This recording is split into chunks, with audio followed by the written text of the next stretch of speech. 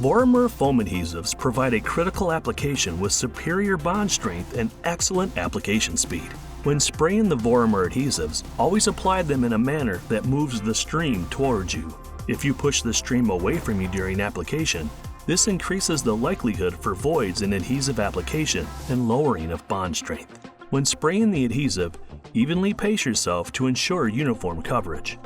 Use the cutout card provided as a gauge to determine if the bead dimensions are within specification. If overlap between the gypsum and wood during application is insufficient, another pass of the adhesive is recommended to ensure proper coverage and adequate bond strength. As you are spraying, use continuous trigger squeezes to get a uniform stream of adhesive. Short bursts of adhesive can result in inconsistent application and greater waste. Watch the continuous stream and get a feel for it as you're spraying. If the stream starts to splatter, slightly reduce the pressure to gain more control on the adhesive bead. Again, pulling the adhesive stream towards you is key for proper application. If the section is a large piece, stand in the middle, shoot at both ends and pull the bead towards you. For smaller sections, begin at the far side, pulling the bead towards you for each pass. Throughout the application, aim a little higher than the intersection of the two materials so that the adhesive can flow down and expand, forming a secure bond. A reminder on safe handling and proper PPE.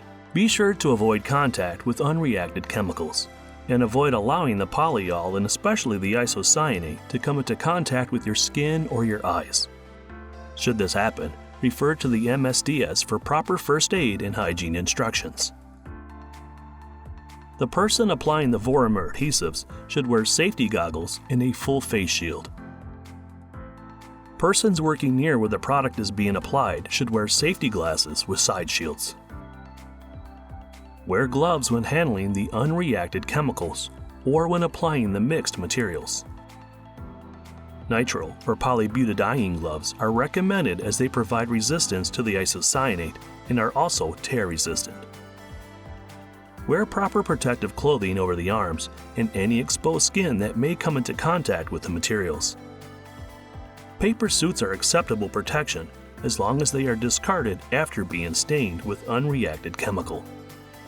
Apply the materials in a well-ventilated area. If the possibility of respiratory exposure exists, wear a half-mask respirator with NIOSH-approved cartridges for organic chemicals. If ventilation is poor in the area where the material is being applied, a full-face positive pressure respirator is required.